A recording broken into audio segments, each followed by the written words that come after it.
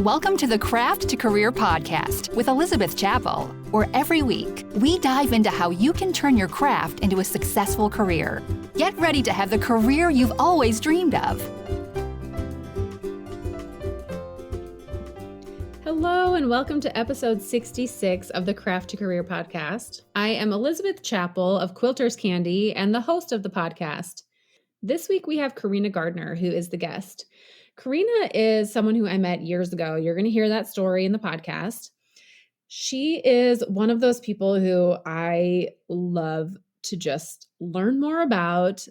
I just am very intrigued. So she's one of those who is just killing it with her business. And I really mean killing it. And so I wanted to get behind the scenes. Like, what are you doing? What is working here? And learn from her. And I mean, Carina has a healthy following on Instagram, right? It's like 18,000 right now of when I'm recording this intro. But she's not focusing all of her energies on that. I mean, she's posting consistently like once a day, every day. But her growth and her success is coming from other areas.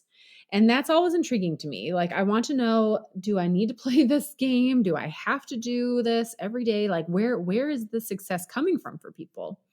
And so I am really excited for you to get a peek behind the curtain there with Carina and how she's having success and what she does. So, I mean, I'll let her introduce herself, but she is a fabric designer for Riley Blake, but she does so much more than that. And I also love hearing ideas of different ways to earn money. Like, what are the different revenue sources that are available out there? And what can that look like for me? So this is a really fun episode. And I just can geek out on business stuff with Carina, which you're going to hear, but you can also benefit from this by learning from our conversation. So let's jump in and let me introduce you to Carina Gardner.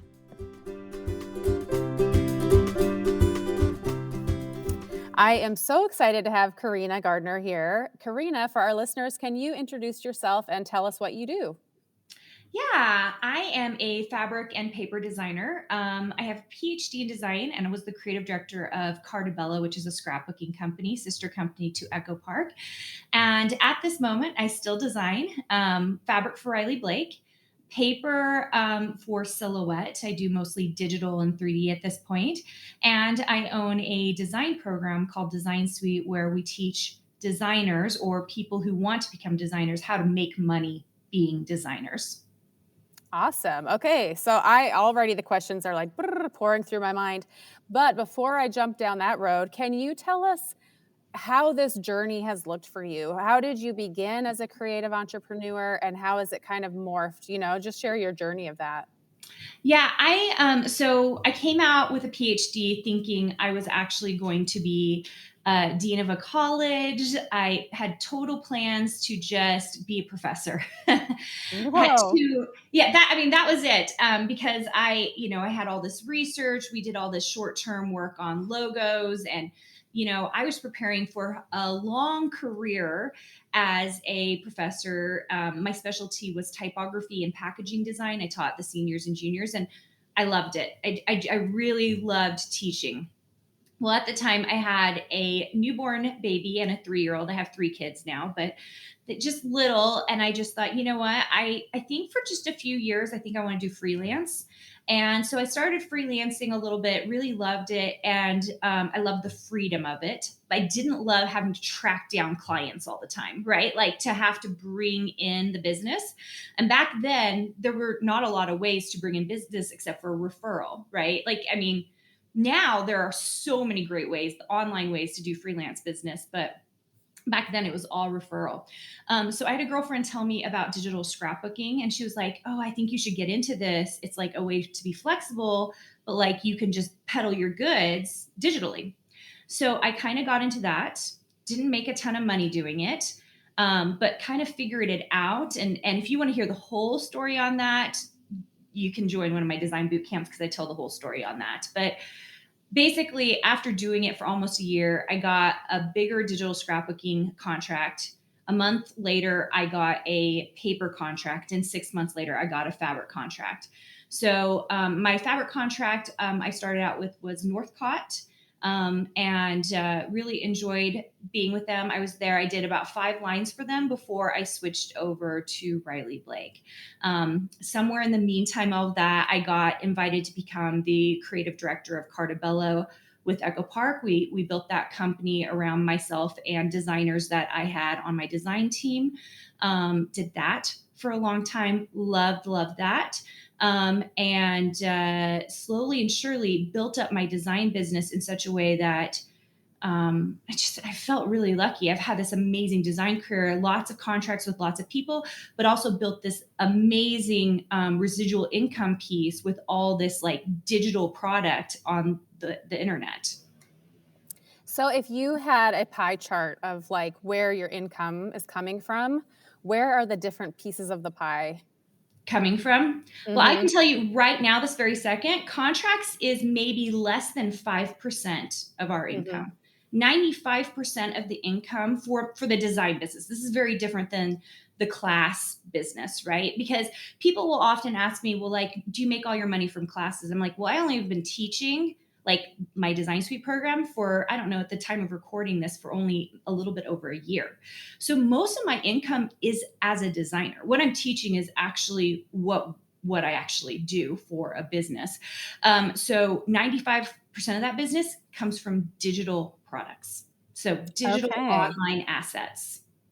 Very interesting. Okay, this is very fascinating. And I actually want to touch on that because I think people get skeptical, and there is some out there where people are selling a course for, let's say, how to teach an online course, but their money is coming from teaching that. It's not like they aren't super qualified to be teaching because they don't have a product out there. Their product is the course that they're selling.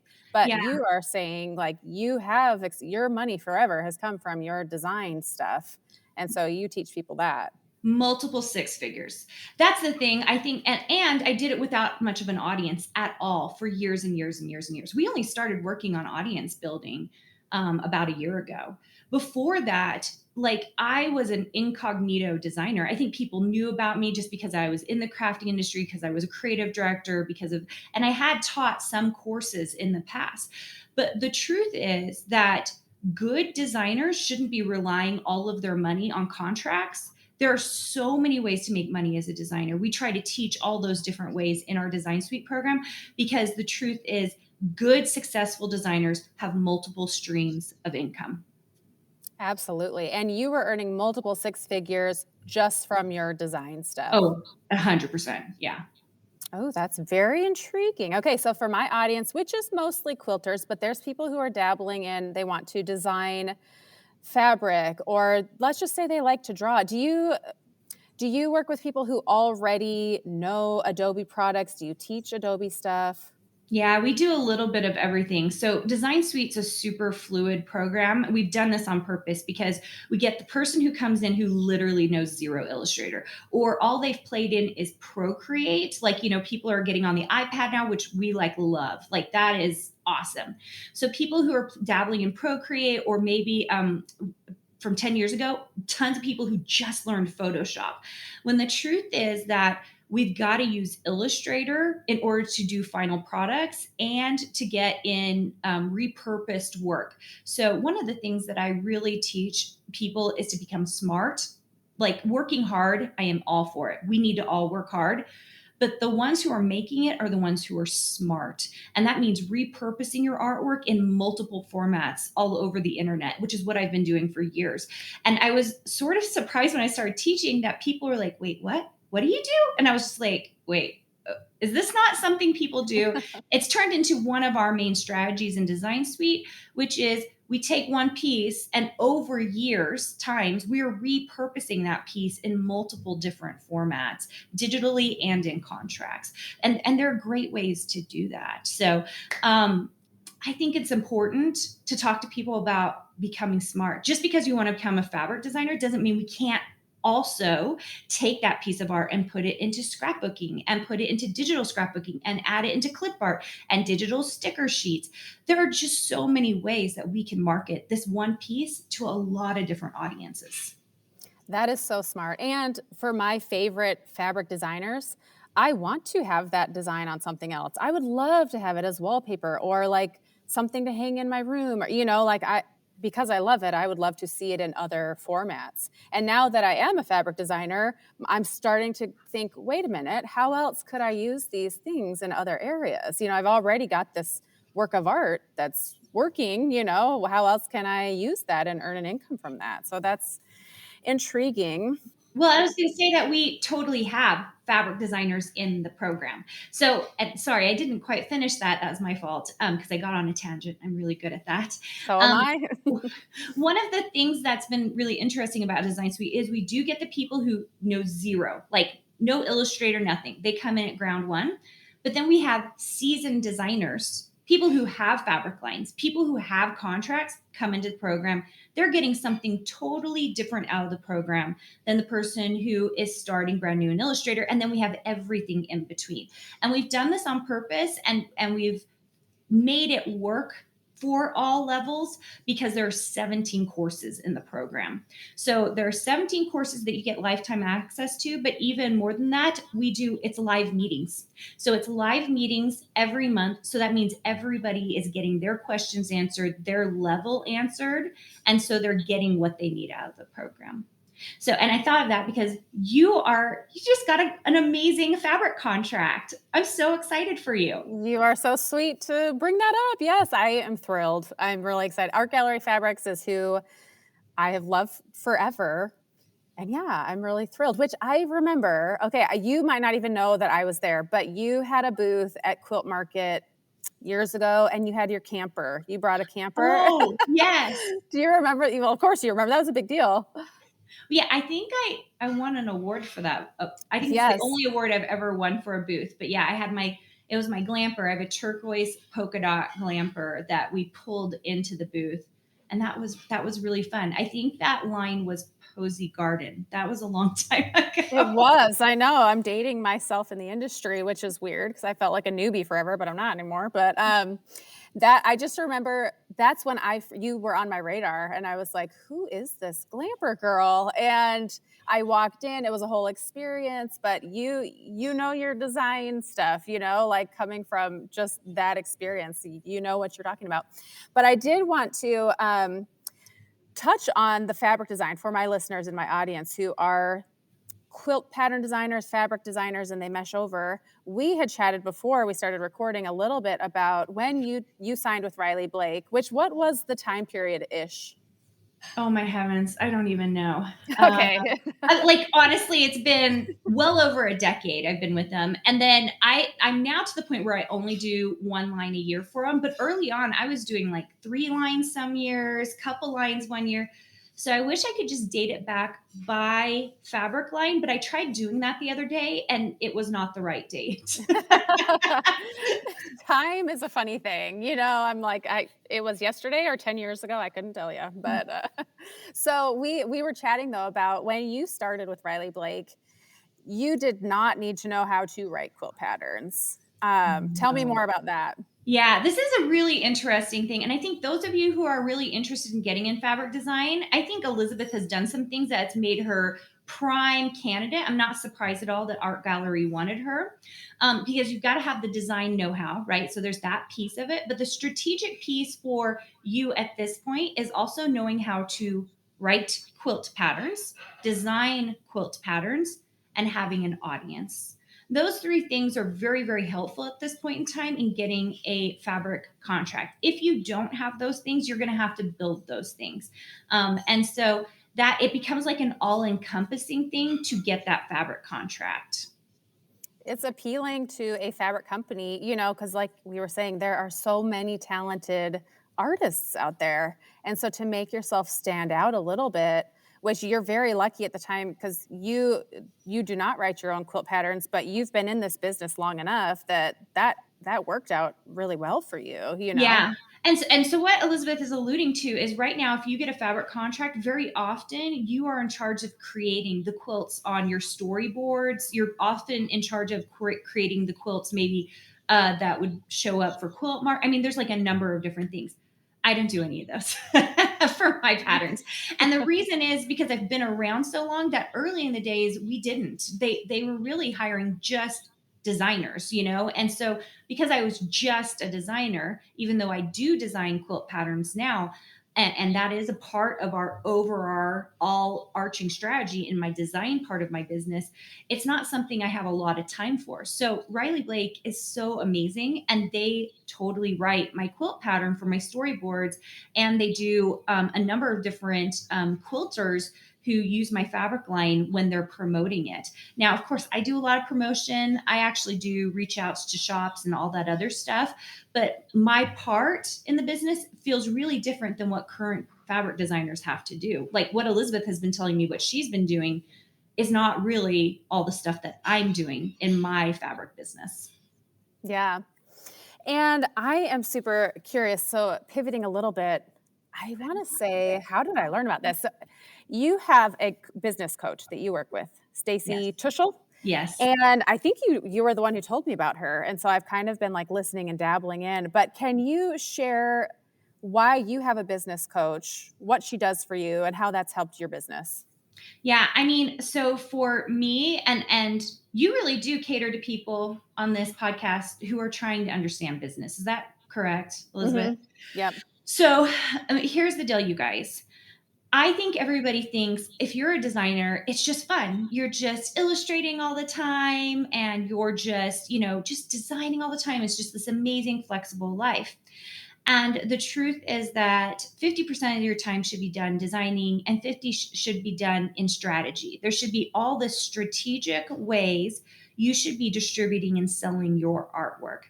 And because those two pieces, that's like the design plus the business part. If you don't have those two pieces, you will see, I hear this all the time. Oh, the design industry or the fabric industry is so saturated. There's no room for me. When the truth is there's lots of room. There's just lots of people out there who are just doing the design part. As long as you're willing to come in and do the business part, you can win. Now, a lot of times people are like, but I don't understand the business part. And I'm like, and that's why we created Design Suite, because so many times you can go out there and you can learn Illustrator, you can learn how to create a repeat pattern, you can learn how to do the fabric piece. And we just found that people weren't learning how to create strategy, how to run their business, how to actually make money as a designer. And so that's why we created the Design Suite program for that very businessy piece that seems like so scary, when the truth is all of it is all about distribution, figuring out how to sell your stuff. Absolutely. And also I want to talk about this idea of spending money to earn money. So I have invested so much. I would love to tally up how much I have spent on education and mentors. I mean, this year alone, I hired a mentor for $10,000, and it's already in 2 months, I've earned that back immediately. Can you speak to that on spending money to earn money? Yeah, I think, so one of the things we talk about all the time is in my program is how we're willing to invest in college education for our kids, right? So like we spend $40,000 to $60,000 on our kids to go to a 4-year degree with actually zero expectation that they will get a job at the end of it. We just hope and think that they're going to get a job, right? I know this because I was part of the university system as a professor, right? We're teaching great design in a university platform. And honestly, anybody who comes to me and says, I'm thinking I'm going to go back to university, and I'm like, great, do it. But then just know when you come out, you're also going to have to get in like about 5 years of experience just to get to where you need to be. So here's the deal. We're willing to invest in our kids. And it's so crazy to me that women are unwilling to invest in themselves, in their businesses. Because I'm like, you need the same kind of level of education, which is why like someone like you has gotten a business coach, why someone like me has a business coach, and why we provide, I know you're about to be doing, providing that kind of mentorship and teaching, because we have to invest in ourselves in order to get next level. Here's the thing that people don't really pay attention to and they're not thinking about. If you aren't investing, somebody else is, and that puts them 2 steps in front of you. And most good things, as I've figured out because I've been investing in myself, all happen behind a paywall. And people don't like to hear that because they're like, I can get it all for free. And I'm like, truthfully, all the good information, it happens behind the paywall. It just does. Mm-hmm. And you can read, and I've done it. I've read books and everything, and I'm like, okay, I get it. But to have someone who can look at your exact business and your business model and help you specifically and say, okay, for you in this situation, try this. It's so much different, and it's so helpful to have someone who can look at your business. And I've seen that with my students. I'll teach a course, and I teach, and then I have a one-on-one coaching call, and to help them in their, it's like blinders are moved, and they're like, oh, so that's what that would look like for my business, you know? It is a mindset shift, don't you think? And also, I think you're so busy in your lane doing what you do that it really does take someone else coming in and saying, hey, if you just move that flower over there and maybe push this over here and then scale this down right here, I think it would be better. It's like those three little things. This just happened. So we have mentor meetings in my program twice a month with Elite, once a month with Mastermind, and it is crazy the stuff that, because I'm looking at anybody who submits their stuff, we're going through and we're dissecting it, making it better.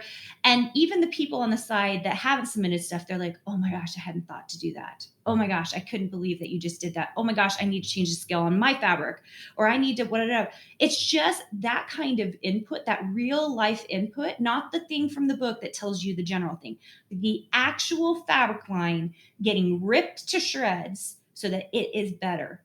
That is the thing that changes people's lives. That's the thing that makes you better as a designer. Absolutely. And from a business standpoint, to put it in a different spin, I teach people, like, don't make your business about you, focus on the customer and how you can benefit them. And I had an opt-in that was just on fire, going crazy. And I could see by email 3, people were unsubscribing and not clicking. I was like, what's going on? I hired a copywriter to look at that third email, and she was like, this is all about you. This doesn't apply to your customer. I was like, oh my gosh, this is what I teach people, but I'm so blind to my own thing that I couldn't. So having an outside eye come and tweak that, whether it's design or business or quilt pattern, there's so much advantage to having an outside eye, which you're part of a mastermind, right? Oh yes, 100%. Yeah. And tell me what that looks like. I still Yeah. have yet to join one. I actually modeled my design suite program. It's a mastermind program after the mastermind that I am currently in. So that is the same one. That's through Stacy Tischel. So we really, to me, a good mastermind includes a piece of coaching. So you have mentorship. So you have someone coming in and talking to you through your business or through your design work, depending on how you go about it. And they've got to be consistent meetings over a long period of time. So like the one I'm in is a year long. My program is a year long. And the reason is because things pop up in your business over the lifetime of 6 months to a year. So if you're in something that's like only 8 weeks long or something like that, I think if you're getting one-on-one, that's great. I don't do one-on-one coaching. I only do group coaching just because we have so many members, so many people I want to make sure and get to. And so as long as you are attending meetings, as long as you are submitting stuff, then you're getting the feedback you need. And here's the thing, we find that especially after the first 3 months of the program, you're in a rhythm. You like know what you're doing. Like you are like, okay, here's what I'm doing. I'm doing. So it kind of pops up around 6 months. You're like, oh, hit a rut. Like this is what's happening in the business. And so then they're able to come in and be like, okay, this is what's happening, Carina. And I'm like, okay, now we need to do this, right? Something happens around the 8 or 9 mark. Okay, I've been doing good. And the same thing with a year. So the thing is, long-term, getting feedback is really, really important, because you might at this very moment, like for you got the copywriter to check that third email, but then you let your opt-in rates kind of go up, right? Then you kind of see how it's going and you look at your percentage of conversion and you're like, I wonder if that could be better. What else am I missing here, right? But you don't know that for another month or so because you haven't been testing it yet. Yep, that's true. That's so true. So in your mastermind, are the people in your group, there has to be, I think for a good mastermind, you want people who are at the same level, because it's really hard if there's someone who's at the beginning and someone who's, $1 million a year. You're at very different levels. So is that what it looks like in your mastermind? Yeah, in the one I'm in or in Design Suite? Both, yeah. We kind of do it in both in the program I'm currently in. So there are certain levels. And so I'm kind of in an upper tier because everyone makes a certain amount of money in order to be in that. So a lot of what's being talked about in that is high level strategy, how we can serve, how we can make our customers better. Like, I mean, because you're not in the nitty gritty of like, at a lower level in your business, maybe you're in the nitty gritty of being stressed out about your optimization of this email series, right? Not that that isn't happening at a higher level, but at that higher level, you're spending more time working on your team, onboarding the right people, getting a new director of operations. Like you're more interested in like, how do I create this system and this business that really works and moves for you. In my program, we've created levels. So we have a university level, which is just the coursework. A lot of times this is for people who don't have the time, their current life, circumstances. They just need coursework because they just need to get started. Mastermind is our mid-tier level, and it tends to be mostly people who are getting started. Almost everyone in that program doesn't know Illustrator yet. So they're really starting at ground level. Some of them actually have really amazing expertise. Like we have someone in there that's a phenomenal typographer, but we have to get her learning Illustrator really well so we can get her stuff into font format. So like, it doesn't mean that they're not phenomenal and amazing in their own rights. We have a couple of people who are extremely good at Procreate, like way better than me at Procreate, but they don't know Illustrator. So we have to like push them into that Illustrator piece. And then our most popular program is Elite. That's our high tier. They just meet more often. Most of them, there are people who quit their jobs and they just do the program because they're just doing this full time so they can learn how to make money. And really treating it like university coursework. And those people, most of them do know a bit of Illustrator, or they have enough of background in the design industry that we can spend more time working on strategy. The conversations tend to be more, we're ripping everything apart. Like, how do we make this better? How do we scale this? How do we make this tight? How do we build the collection? Make sure this collection is like phenomenal. We've been spending an awful lot of time in masters, building a great master print. That tends to be the hardest thing for fabric designers. They don't understand how to create a great master print. So we're always digging deep into that, but really looking at their artwork so they can see, how do we make this better? This is the problem with hosting a podcast. Everyone I talk to, I'm like, well, now I need their product. I need to join. It's all the things. It sounds amazing. And as a fabric designer, I'm like, well, that sounds amazing. But there is so much value to what you're offering, to having those different tiers, because it really does not serve a customer well to be thrown in a pool of someone who's at all these different levels. So you've done a very good job of putting them at the right level and helping them succeed to the next level and giving them a path to move, on. Yeah, it really has been so fun to watch. And it's a fluid program. So we're constantly changing it. Like we're about to have, at the time of recording this, we do 4 virtual conferences a year for the masterminds and elites.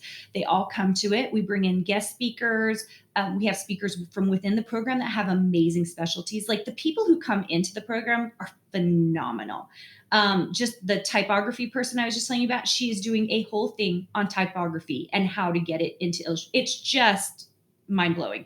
We have someone who's talking about keywords, keywording everything. We have someone else who knows how to take photographs and really like build them out into really cool poster illustrations. So here's the deal. Not only are you building a community if you're doing something like this, but you're building like this crazy inside scoop of information. Because if the right people are coming into your program, which we have a vetting process. You have to come through a design boot camp for us to you have to understand our principles and stuff for us to even consider you to come into the program. And that way we can see that you understand what we're going to teach, why we teach it. And then we just attract amazing people. Doesn't mean that we don't all have holes. Everybody has holes, right? Yep. But as a community, we have a ridiculous amount of knowledge and connections. That is awesome. And I have been seeing some of your ads. My question, where this is going, sometimes people feel like I don't have a huge audience. I don't have a big presence on social media, blah, blah. talk to me on this fear and how to break down that barrier. Yeah. Audience building literally is only if your goal is a contract. Okay. And I actually I don't teach that contracts is the way you should go first. Contracts should be over time, or if you already have an audience like you do, Elizabeth, you have an amazing audience and you already have the stipulations, like the things needed to become a fabric designer, which is why you're such an amazing, I'm really excited about your line. It's going to be phenomenal. And I just think it's going to be so fun and good. But if you're scared of building an audience, guess what? There are lots of ways to design with zero audience building. You don't have to have an audience to become a digital fabric designer. Okay. And or any other kind of designer. And so the truth is that we've got to really start rethinking, have a mindset switch, and become great designers, not great going after the single contract. Because one of the things I think I've seen happen over the years, and just because I've been over a decade in the fabric business, oh my gosh, it's been a really long time. I'm not even gonna, it has been over a decade, but I'm like, oh gosh, it's been a while. What I've seen is I'll see designers create one line and then nothing else. Yeah. They fall off the face. And I'm like, do you know what happened there? It's because they didn't identify themselves. They had imposter syndrome or something. They didn't identify themselves as designers. One of my main goals for my designers is that they come out of my program and they know they're designers, even if they haven't made a lot of money yet, which most people don't in the first year. So it's like to get you moving forward is that you know you're a designer, you design every day. And so when you get the first contract, you will follow it up with the second and the third, and you will get multiple lines. You don't fall off the face because you know who you are already. It's part of your identity. Which is huge. That is so huge as any kind of designer. Like, well, okay, I also feel like sometimes people think, man, if I can just get that contract with this company, I will make it. And that's their only goal is this one contract. And that's huge because then they sign and it's not the magic golden whatever they thought it was going to be. And so they're like, well, I'm done with this. And they leave. But if you identify as a designer and you are working, and when you say every day, I'm curious, how much time do you say someone should be working on their art every day? Depends on how fast you want to make six figures. I mean, all right, if I like you that. I mean, here's the deal. We have designers who work full time. And they would open up their computers at 5 a.m. in the morning and work for 2 hours in their design, then go to their job, Saturdays and Sundays, design. Those same people, of course, also ended up quitting their jobs because they're designing 8-9 hours a day if they want to. But the thing is, you guys, if you are doing what you love for a living, and you and I both know this, Elizabeth, like if you are doing what you love for a living, it is not hard to work an 8-hour day. Like if anything, one of my issues my kids will tell you is they'll be like, Mom worked all day. And when we say all day, I start my morning at 5 a.m. and I've been known to go straight through until 5 p.m. and just easily because I'm doing what I love so much. Okay.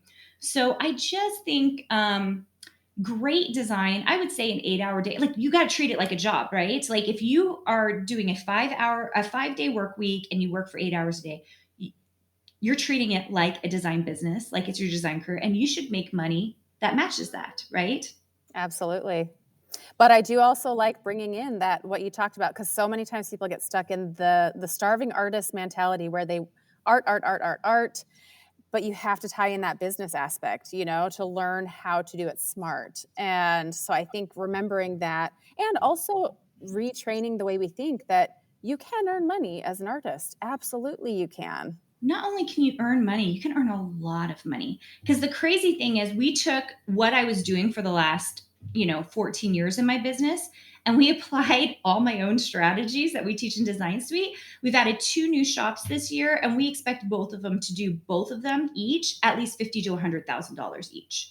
So what I'm saying is that if you are doing it smart, if you are building smart, you can take what you are doing and 10x it over the years. That's how I have my program's expensive, but I actually know the ones who invest in it, they're going to make it because they will 100x it. Like it actually is the cheapest fee ever if you're starting to make 6 figures a year, right? Oh, absolutely. Well, and that's another thing people are like, it costs how much? It's like, no, you look at what you get out of it, not how much you're putting in, but how much will you get out of this? And also, I mean, side tangent, I've heard people who create a course and they're like, well, it took me this long to make it, so I'm going to charge this much. I'm like, no, I charge based on what people get out of the course. It could take me 5 minutes to create something, but if they get a huge return on that, I like to charge what people get out of it, not how much I put into it, regardless if it's a ton or a little. But, and then really quick before we go, I wanted to, you touched on this, but the idea of women being afraid of earning money, being afraid of charging what they're worth. Talk to me on that, because you just touched on it. And this is one that I'm very passionate about. Yeah, I'm kind of like also the crazy person who is like wanting to like give hugs to my fellow women and be like, you get to make money just like anybody else. Not only do you get to make money, but in a lot of ways you get to choose how you do it, which is why I love design, because I think we're all creative creatures, and being able to express that creativity in a way that brings us income is really powerful. It's powerful for us, and it's great modeling for our children, for those of us who have children. I think it's a really good way to go. I have 2 teenage daughters and then I have a son. But my 2 teenage daughters are both doing creative things. One of them's getting into animation, the other one does streaming. And I've been watching her build all these things, and she's getting it because she's modeling, right? Because she sees that creativity makes money. And I think the whole starving artist thing is because what you are seeing, especially on Instagram, I will flip through Instagram and I'll see all these feeds that are full of designs, just beautiful, beautiful designs. They have 900 followers. Okay. The following actually doesn't matter. Mm-hmm. But I see on that they're looking for contracts. And I'm like, oh, they don't know how to do sales. Oh, they don't know how to do strategy. Oh, they don't know how to run their business. They just know how to design. Yep. And that is the problem. If you can't get to that next level, which is sales, strategy, and business, which they are easier than you think. Those are big, scary words to women. And the truth is that they are so easy, especially if you're doing it smartly and doing the distribution smartly, that all you will want to do is sales, strategy, and business, because you'll figure out that if you can design 3 days a week and spend 2 days of your work week in production and distribution, that you can make money. So starving artists is because there are all these people out there who really aren't making money. Mm-hmm. But if you're thinking smart, you should be able to make money. Well, and my favorite is when I come across someone with a really small audience. I didn't really know who they are. They're an artist. And all of a sudden I find out they've got this huge email list. They're earning $1 million a year. I'm like, whoa, where did you come from? It's like this hidden little underground group of successful artists and women. I really do love when it's women, because I have found that a lot of women feel intimidated by earning, that charging, all these things, where I'm like, we have got to address this and kick that idea to the curb, that you absolutely are of value and you have skills, and if you don't have them, you can learn them. And even if you don't have a college degree or whatever, you can have success and you're worthy of that. Yeah. And don't you think that idea is the thing that keeps them down? Oh, absolutely. Idea that you are a starving artist, that is actually the thing keeping you down. If you start thinking the thought, I could make money doing this. I could pay for all of our vacations with this. I could start bringing extra retirement income from this while we're out in our we have someone who like wants to retire and just be in an RV, and she can do this on the go. Like when you start changing your thought into like, what do you really want in your life? And you start bringing a little bit of hope into your life, it changes everything. I get emails all the time from Design Suite members. I got one actually yesterday from a member in Mastermind, because we were going back and forth about something that she had done that was fabulous. And she said, this has completely changed my life. I wake up for the first time ever in the last 12 years. I wake up every day so excited to start my day. And that's when I'm like, okay, because once in a while I'm like, why am I teaching Carina? You have this big design business, and sometimes you just want to design. Like my designers know design is my heart, and that I just want to design as much as I possibly can. And when I get those emails, I'm like, okay, we're doing something big here. We're changing anyone who really wants to change their lives, they can. It just takes those first steps of implementation. Yes. Well, and again, I don't mean to sound like, oh, I can tell, but when I meet someone and I hear them say, I am going to do this, I have this in place, and these are my goals, I'm like, oh, they're going to do it because they have the mindset. And then I've seen other people where I can hear the excuses. Well, it's not working because the algorithm, or they just make up the excuses of why it's not working. I'm like, yeah, they're not going to make it. And it is in the mindset, like the power of your mindset. It's crazy if people understood that you have so much power over your success by how you look at things and how you approach it. It's almost scary. It's like, no, I don't want to take accountability for that. I'd rather put the blame of my lack of success on something else.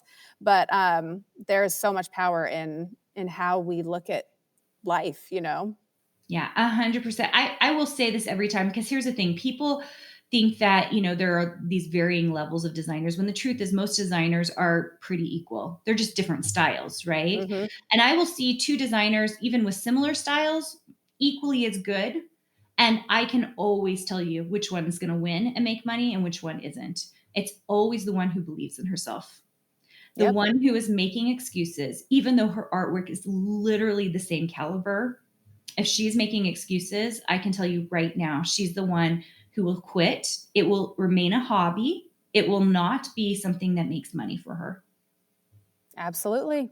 And the people who are afraid, which I go through this myself, but if you listen to the naysayers, if you listen to people who are like, no, that's impossible, it's oversaturated, blah, blah, blah, blah. If you are listening to that and believing it, then you're going to believe it, And but I thankfully have this fire. If someone tells me no, I'm like, oh, I will prove you wrong, And so I kind of invite it. I'm like, go ahead, tell me I'm not going to make it, because that really lights me up, It really motivates me. Yeah, I agree. I'm kind of the same way, but I also recognize, just because I'm thinking about my own children, that sometimes that's hard for people. Like, they're kind of the opposite. It's really hard for them to take on the challenge. And for those of you who are like that, go find a community of like-minded people who are going to give you positive energy. Don't listen to the people who are like, this market's oversaturated, I'm an imposter. Like, once you start with those thoughts, like, seriously, you are down the wrong path. You need to be pushing yourself towards a group of people who are going to tell you, you can win at this. Why can't you win at this? You're as good as Absolutely. anybody else. Yes. And surrounding yourself. That is so true. Surrounding yourself with those positive influences and people. So I guess this has been such a fun chat. I feel just lit up and excited. If to wrap it up, if you can share just some advice and we have a whole thing here, but if you were to say, for a beginning entrepreneur, what would be a little golden nugget you have for them? Okay, the thing I tell Design Suite members, and they will tell you, I'm telling them all the time, probably knocking it into their brains, I'm going to give you this piece of advice. And I think it's because I tend to attract, and I suspect with Elizabeth too, I attract people who are so creative and want to do all the things. They want to be the quilt designer, the fabric designer, the crafting designer, the whatever, all the things, okay? And I am all the things, but it took me 14 years to do all the things. So your goal is to hyper focus. You should be concentrating on one thing and getting so good at it that no one can touch you. Get so good at it, whether it's quilting or fabric or whatever. You just get so good at it and you do it just hyper focused. That's the thing you're designing everything. That's the thing you're going after every day. It will give you results. And I think very often when we're doing a little bit of everything, we're trying to build our audience on Instagram, and we're trying to build our business, and we're trying to design fabric, and we're trying to design SVG files or Cricut or Silhouette files, and we're trying to start another shop, and we're starting, like all the things. We see no results, and then we give up. And it usually only takes about 2 months for that to happen. I've seen it. Like I can see all my designers and the ones who are doing that. But those that hyper focus for a solid 3 to 6 months on one thing, they start to make money. So they start to get results, and they have lots of hope for their future. So hyper focus. Oh, that is beautiful. I love it. And I could not agree more. So yay. Thank you for sharing that. And for our listeners who want to find out more or find you, where is a good place for them to find you? So I have a podcast called Make and Design with Carina Gardner. It's more strategic. We're talking about design, getting good at design on that podcast, just Make and Design with Carina Gardner. I'd love to see you there. But if you're just trying to come find out what I'm doing, want to learn more about Design Suite or design boot camps, which is really where we push people because we want them to understand the strategies involved, you can go check me out at carinagardner.com. And Carina is spelled Carina. Perfect. And I will put the links to those in the show notes for listeners who just want a quick place to find that. So Carina, thank you so much for being here. It was a pleasure. You're just awesome. You resonate this powerful success, but in a loving way. And I dig it. I just love it. So thank you. Thanks for letting me come on, Elizabeth. Carina, thank you so much for being here. What a fun conversation. Oh, I just love chatting business. I love hearing what's working for other people. And Carina and I chatted just a moment before and after we hit record for the podcast. And she just gave me a little tidbit of advice for the podcast, which she, has her own podcast. But she said the idea to just have more of me, record me talking about things, on the podcast. And I don't know why I thought, I guess that's probably a good idea. I had just been trying to have so many guests, which I still will do, and I love to do it. But I also want to provide you listeners with more of my insight and conversations of things that I've learned. So Carina is just a wealth of knowledge. I loved having her on the show. Definitely go take a look and check out her things if you haven't. There's links in the show notes. And next week, we have Emily Dennis of Quilty Love, who's going to be the guest. So you do not want to miss that. Emily is so sweet and so fun and has just had major success with her quilting career. And I love that we dive into a little bit of how at first she kind of struggled with that or felt like, why me? I don't know that I don't have a college degree. Who am I to be having this kind of success and dealing with that imposter syndrome? And so much more. So be sure to join us next Friday right here on the Craft to Career podcast. Until then, have a wonderful week.